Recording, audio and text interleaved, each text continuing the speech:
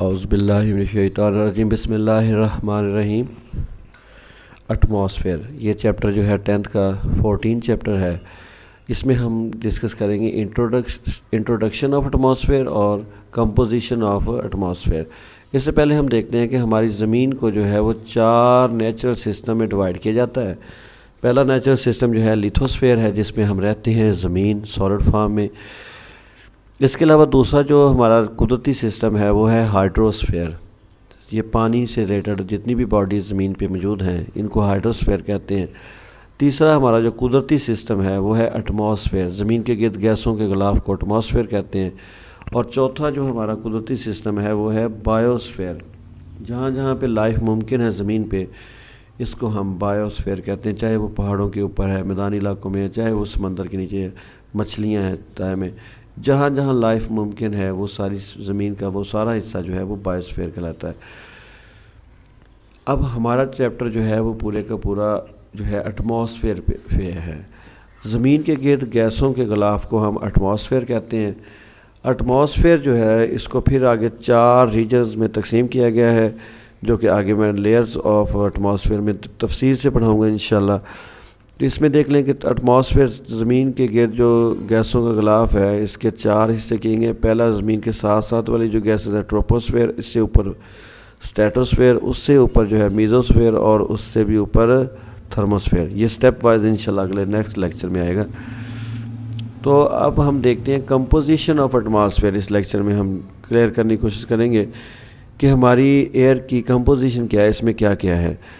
Atmosphere is the envelope of different gases around the earth.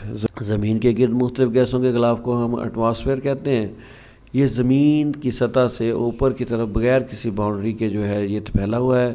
About 90% of atmospheric mass lies within 30 kilometer of the surface۔ تو atmosphere کا تقریباً 99% جو حصہ ہے، 99% جو ماس ہے وہ نیچے والے 30 کلومیٹر کے اندر موجود ہے۔ باقی 1% جو ہے اوپر ہے، اوپر مطلب خلا شروع ہو جاتا ہے۔ اس میں سے جو ہے وہ 75% جو ہے لائز ودن دا لوئسٹ 11 کلومیٹر۔ زمین کے ساتھ ساتھ 11 کلومیٹر پہ تقریباً 75% جو ہے ٹوٹل گیسز جو ہیں وہ زمین کے ساتھ ساتھ 11 کلومیٹر والے ایریا میں ہیں۔ اس کی وجہ یہ ہے کہ زمین ہر چیز کو اپنی طرف کھینچتی ہے گریویٹیشنل فورس کی وجہ سے۔ تو گیس کے مالیکولز بے شک ان کا ماس نہ ہونے کے برابر ہوتا ہے، لیکن پھر بھی ماس ہوتا ہے۔ تو گیس کے مالیکولوں کو زمین جب اپنی طرف کھینچتی ہے تو زمین کے ساتھ ساتھ جو غلاف ہے گیسز کا، اس میں گیسز کی مقدار زیادہ ہے۔ جیسے جیسے ہم زمین سے اوپر کی طرف جاتے جائیں گے ویسے ویسے گیسز کی مقدار کم ہوتی جاتی ہے۔ اب ہم دیکھتے ہیں کہ ہماری جو ایٹماسفیئر میں جو ہے وہ مختلف گیسز کی کمپوزیشن کیا ہے والیوم کے لحاظ سے۔ نائٹروجن ایٹماسفیئر میں 78.09% ہے، یعنی 78% ہے۔ آکسیجن جو ہے 20.94 تقریباً 21% ہے۔ آرگون 0.93% ہے، اور کاربن ڈائی آکسائڈ 0.03% ہے۔ یہ جو نائٹروجن ہے یہ ہمارے جلنے کے پروسیس کو کنٹرول کرتی ہے، یہ ایک جگہ سے دوسری جگہ آگ کو پھیلنے سے روکتی ہے، اور یہ جو ہے پودوں کے لیے انتہائی ضروری ہے، پروٹین بنانے میں یوز ہوتی ہے۔ آکسیجن جو ہے یہ ہم سانس لینے کے لیے یوز کرتے ہیں، جلنے کے پروسیس کے لیے یوز کرتے ہیں۔ آرگان ایک ریڈیو ایکٹیو ایلیمنٹ ہے، بہت ہی کم مقدار میں ہے 0.93% میں، اور کاربن ڈائی آکسائڈ 0.03% میں۔ یہ پودوں کے لیے ضروری ہے فوٹو سینتھسس کے لیے۔ تو یہ مختلف گیسز ہیں جو ہماری ایٹماسفیئر کے اندر موجود ہیں۔ اب ہم بات کر لیتے ہیں کہ ہماری جو سورج سے آنے والی ریڈیشن ہے جب زمین پہ پہنچتی ہیں تو وہ کیسے ریفلیکٹ ہوتی ہیں اور کتنی کو ہوتی ہیں۔ میرا بیٹا دیکھیں، سورج سے آنے والی ریڈیشن جو ہوتی ہیں ان کی ویو لینتھ بہت شارٹ ہوتی ہے، شارٹ ویو لینتھ والی ہوتی ہیں۔ کیونکہ ان کی انرجی زیادہ ہوتی ہے۔ جب زمین ان کو جذب کر لیتی ہے اور ان کو دوبارہ ری امیٹ کرتی ہے، دوبارہ خارج کرتی ہے، تو ان کی ویو لینتھ بڑھ جاتی ہے، کیونکہ جب ریڈیشن کی انرجی کم ہو جاتی ہے تو ان کی ویو لینتھ بڑھ جاتی ہے۔ تو سورج سے آنے والی ریڈیشن کی انرجی زیادہ ہوتی ہے، اس لیے ان کی ویو لینتھ کم، اور جب زمین جذب کرنے کے بعد دوبارہ ری امیٹ کرے گی تو اس کی انرجی کم ہونے کی وجہ سے زیادہ ویو لینتھ ہوگی۔ تو on the average there is total 32% reflection of light. سورج کی جو لائٹ ہے اس میں سے 32% واپس ریفلیکٹ ہو کے چلا جاتا ہے فضا میں۔